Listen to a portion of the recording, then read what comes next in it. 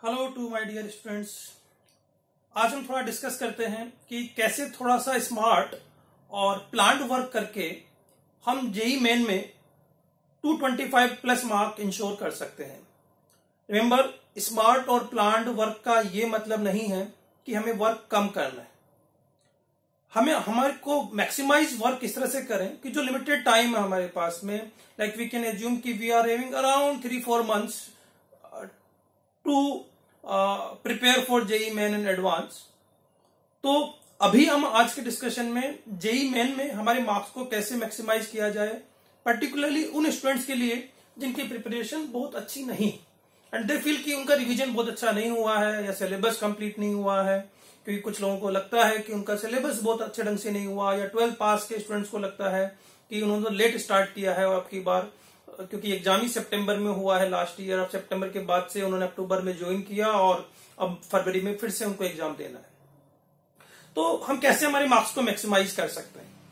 तो सबसे पहले हम देखें कि हमारे पास में सिलेबस कितना है फॉर जेई मेन।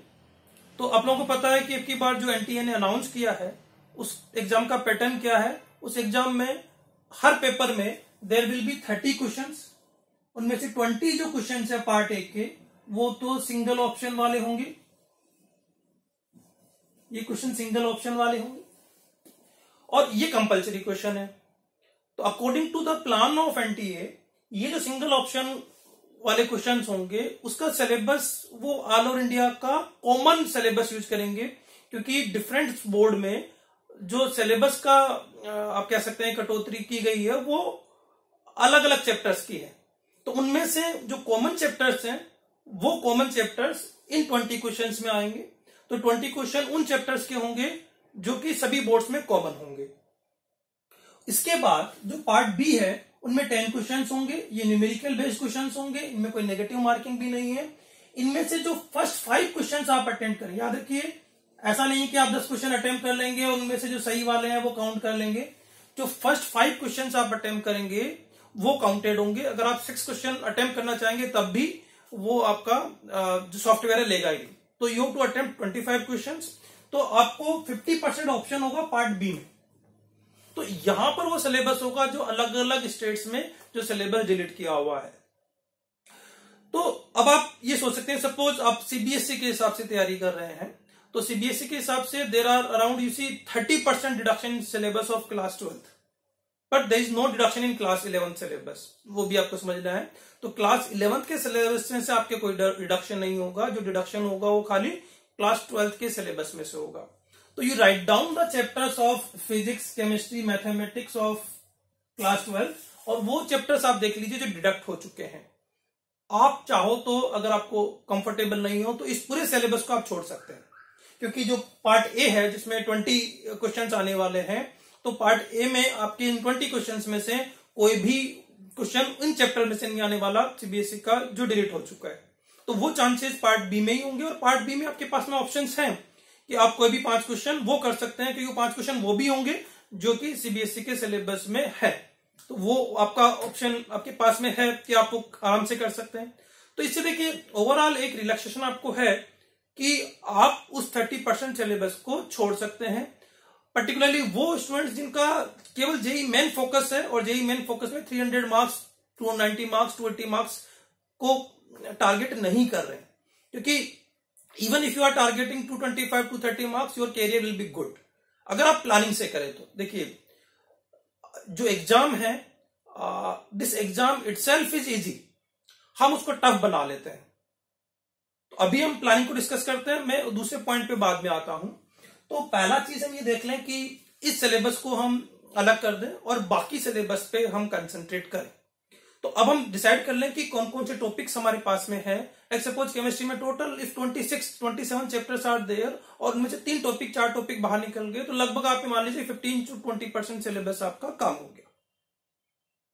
अब करना क्या है, सबसे पहले ये देखना है कि हमारे बेसिक्स स्ट्रॉन्ग हो, क्योंकि जब हमारे बेसिक्स स्ट्रॉन्ग नहीं होते तो फिर हम क्या करते क्या है, हम उस इन्वायरमेंट में चले जाते हैं जहां पे हमको हर सिचुएशन टफ लगती है।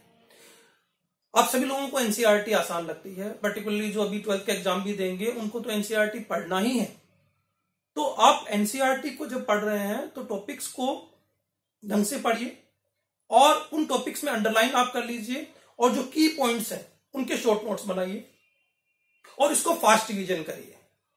तो अगर आप एनसीईआरटी बार बार करेंगे तो आपको बेसिक्स आपके स्ट्रोंग होंगे। आपने जो क्लास में पढ़ा है अपने टीचर्स से उनके नोट्स को पढ़िए, लेकिन ये पढ़ते वक्त ये प्लान करिए कि आप फास्ट उसका रिवीजन कर पाए और शॉर्ट नोट्स बना पाए। तो अगर उसका आप फास्ट रिवीजन करेंगे और शॉर्ट नोट बनाएंगे तो आपका एक बेसिक कॉन्फिडेंस बिल्ड होगा। उसके बाद आप जेईई मेन के जो क्वेश्चंस हैं प्रीवियस ईयर्स में जो आए हुए हैं उनको सबसे पहले करिए। याद रखिए हम गलती क्या करते हैं, हम उन क्वेश्चंस के थ्रू अपने को अप्रोच करने की कोशिश करते हैं जो डिफिकल्ट होते हैं। वो डिफिकल्ट क्वेश्चंस में बहुत ज्यादा टाइम कंज्यूम हो जाता है और टाइम कंज्यूम होने के बावजूद भी अगर वो क्वेश्चन हमसे सॉल्व नहीं हुए तो फिर हमारा कॉन्फिडेंस डाउन हो जाता है। अभी हमें जरूरत है कि हमारे कॉन्फिडेंस को हम अप रखें। अभी ये जरूरत नहीं है कि हम अपने कॉन्फिडेंस को डाउन रखें, क्योंकि जब हमारा कॉन्फिडेंस अप होगा तभी हम ज्यादा वर्क कर पाएंगे। लाइक सपोज हमें सेल्फ स्टडी चाहिए एक दिन में कि हम सेल्फ स्टडी लगभग 10 आवर्स निकाल पाए, क्योंकि इसी हार्ड वर्क का मतलब ये भी हो सकता है कि आप 12 आवर्स 14 आवर्स वर्क कर पाओ, पर एटलीस्ट आपको 10 आवर्स सेल्फ स्टडी तो निकालना पड़ेगा। अगर आप each subject 3 hour per day नहीं देंगे तब तो आपका रिवीजन नहीं होगा। तब आप किसी और को दोष मत दीजिए, तब आप मत कहिए कि यार मैंने पुराना टाइम वेस्ट कर दिया था, या मैं नहीं पढ़ पाया, या मेरे को चैप्टर नहीं समझ में आया, या सर ने अच्छा नहीं पढ़ाया। तो ये सारे जो एक्सक्यूजेस हैं वो आपको अभी वैलिड है ही नहीं। पहले इनको बाहर निकालिए। इसको मैं फिर से रिपीट करता हूं, इन सारे एक्सक्यूजेस को अपने माइंड से बाहर निकालिए पहले कि मैं अब नहीं कर सकता, या पुराने टाइम पे मैंने नहीं किया, या मतलब सर ने मुझे अच्छा नहीं पढ़ाया, या मेरा टॉपिक वीक रह गया, या मेरे कॉन्सेप्ट क्लियर नहीं है। आपके कॉन्सेप्ट क्लियर हो या ना हो तब भी आप एनसीईआरटी को पढ़कर समझ सकते हो और सीबीएसई पे क्वेश्चन सॉल्व कर सकते हो और बोर्ड में अच्छे मार्क्स ला सकते हो।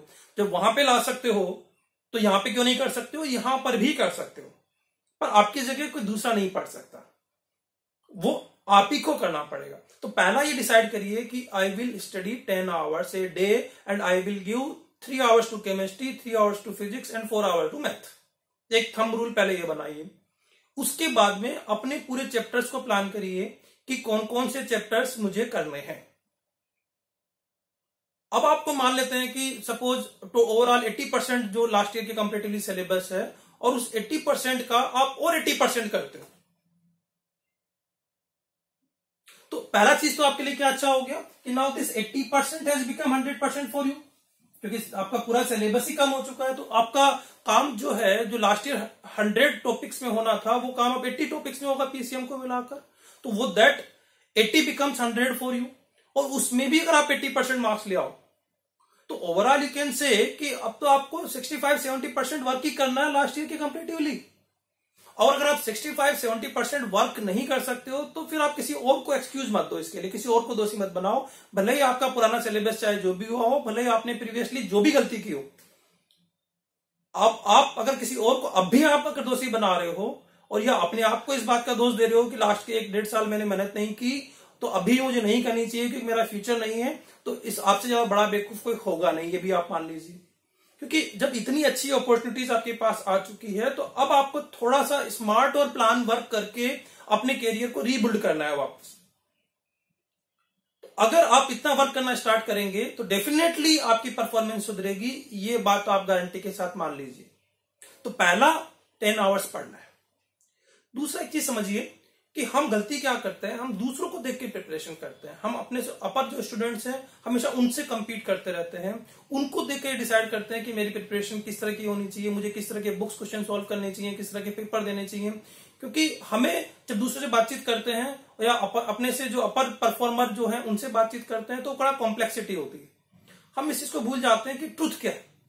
देखिए, अगर आप रियलिटी ट्रुथ देखें तो आप एक चीज सोचकर देखिए कि इंजीनियरिंग में कैरियर कहां पर है।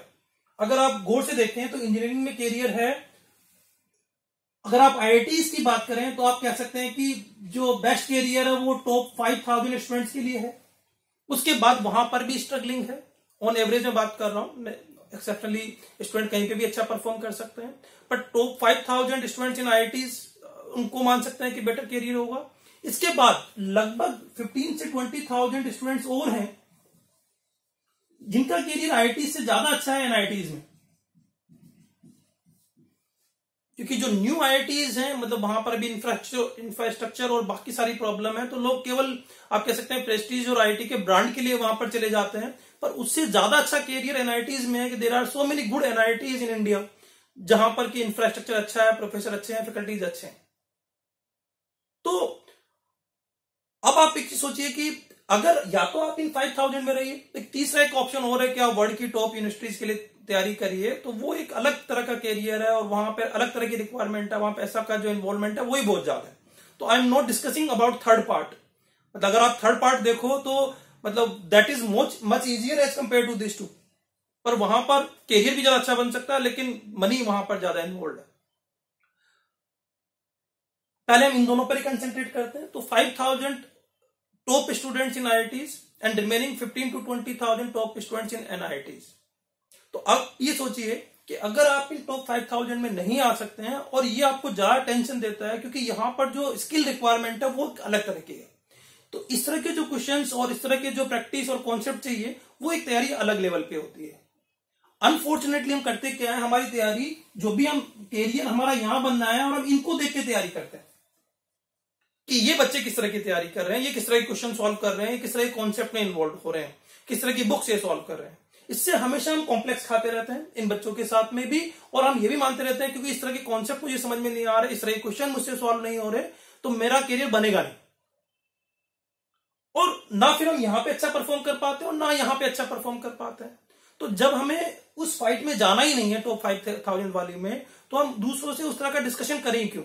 हम ये देखें कि यहां पर इस जगह कैरियर बनाने के लिए किस तरह के क्वेश्चंस आते हैं, किस तरह के कुछ पेपर का लेवल है और मुझे क्या चाहिए। तो जेई मेन और जेई एडवांस के जो पेपर्स हैं उनका जो क्वालिटी ऑफ पेपर है वो टोटली डिफरेंट है, तो दोनों को एक अलग माइंडसेट के साथ ही तैयारी करना पड़ेगा। तो इस वक्त अगर आपको ये लग रहा है कि मेरी तैयारी पहले से ही बहुत अच्छी नहीं है या सो तैयारी है, या मतलब मुझे एक लेवल के बाद जो है कॉन्सेप्ट और उस तरह के एप्लीकेशन नहीं समझ में आते, पर हाँ बेसिक्स में अच्छा समझ सकता हूं, खुद भी कर सकता हूं, टीचर की हेल्प से भी कर सकता हूं, तो फिर आप सबसे पहले इसके बारे में सोचिए। तो यहां पर हमें क्या चाहिए, हमें बेसिक कॉन्सेप्ट का क्लियरिटी चाहिए जो हम खुद भी ले सकते हैं काफी हद तक। अब आप सोचो हर टॉपिक का ही आपको स्ट्रेंथ आ जाए, कुछ टॉपिक ऐसे भी हो सकते हैं जो अभी भी ना समझ में आए, पर मैं आपको एक्सप्लेन कर चुका हूं कुछ टॉपिक तो वैसे ही कम हो गए हैं और कुछ टॉपिक अभी भी आपके पास गुंजाइश है कि आप अगर एक टॉपिक या दो टॉपिक किसी सब्जेक्ट में नहीं आ रहे हैं तो आप उसको छोड़ भी सकते हैं, अभी भी 225 मार्क्स आपके फिर भी आ सकते हैं। तो उनके पीछे टाइम वेस्ट मत कीजिए, उनके पीछे अपना मोरल डाउन मत करिए। तो if you want to make a career in this level, suppose आपको अगर जेई मेन में एक 15,000 रैंक चाहिए, 10,000 रैंक चाहिए, तो वो तो आपको 170 160 मार्क्स पे भी आ सकती है, और ज्यादा पेपर आसान हो गया तो 180 मार्क्स पे भी आ सकती है। तो मैं तो आपको बात कर रहा हूं 225 मार्क्स की, तो अगर आप थोड़ा नीचे भी गिरे और 200 पे भी आ गए, 190 पे भी आ गए, तब भी आप जेई मेन में टॉप 1000 में आ जाओगे, सॉरी टॉप 10,000 में आ जाओगे। अब जेई मेन में टॉप 10,000 में आ गए तो बन गया आपका कैरियर जहां आप चाहते हो। तो थोड़ा स्ट्रेटेजी से पढ़िए, माइंड को कूल करके करिए। अब आप अगर एनसीईआरटी में प्लान करेंगे, चीजों का शॉर्ट नोट्स बनाएंगे, उनका फास्ट रिवीजन करेंगे, जेई मेन टाइप के क्वेश्चंस करेंगे, तो इसमें आपको क्या करना चाहिए कि जेई मेन के लास्ट 15 इयर्स के जितने भी क्वेश्चंस हैं चैप्टर वाइज, उनको आप थोड़ी 3 बार 4 बार निकालिए। मत देखिए दूसरे लोगों को, उन लोगों को जो किस तरह के पेपर कर रहे हैं, आप अपने वर्क पे कंसंट्रेट करिए। तो जेई मेन में जितने क्वेश्चन आए हुए हैं उनको आप 3-4 बार जरूर निकालिए। पेपर वाइज अगर आपको करना है तो जेई मेन के इस साल के 2020 के और 2019 के पूरा पेपर जो है वो होंगे। एनटीए अपनी तरफ से भी आपको मॉडल पेपर्स प्रोवाइड करती है, तो वो रियल एनवायरनमेंट में आप वो पेपर दे सकते हैं, उनको आप अटेम्प्ट करिए। क्लास में जो आपके नोट्स हैं उनको आप ढंग से पढ़िए, जो सॉल्व क्वेश्चन आपको समझ में आए थे टीचर से पढ़ाते वक्त उन क्वेश्चंस को देखिए, उनको टिक मार्क करिए, वहां पर से आपके बेसिक कॉन्सेप्ट क्लियर होंगे। साथ साथ में आप जितने भी जेई मेन के पेपर आपकी तरफ से इंस्टीट्यूट करवा रहा है उन पेपर को अटेम्प्ट करिए और हर पेपर का प्रॉपर एनालिसिस करिए। देखो खाली पेपर अटेम्प्ट करना सफिशिएंट नहीं है, अगर आप उसका प्रॉपर एनालिसिस करेंगे तो डेफिनेटली उस एनालिसिस करने से आपको समझ में आएगा कि मुझे और बेसिक में कितना करना है। आप एक टारगेट बना सकते हैं कि पहले पेपर में जब मैंने अटेम्प्ट किया तो मेरे 40% मार्क्स आए, 50% मार्क्स आए, नेक्स्ट टाइम में मैं 5% इंप्रूव करूंगा, फिर 5% इंप्रूव करूंगा। तो अगर आप छोटे छोटे टारगेट बना के चलेंगे तो डेफिनेटली इंप्रूवमेंट होगा। पूरे सिलेबस की आप हमेशा टेंशन मत करिए, जो सिलेबस आप अच्छा कर सकते हैं अगर आप उससे भी करेंगे तो काफी अच्छा कर जाएंगे। जंप अगर हम मारने की कोशिश करते हैं तो फिर दिक्कत है।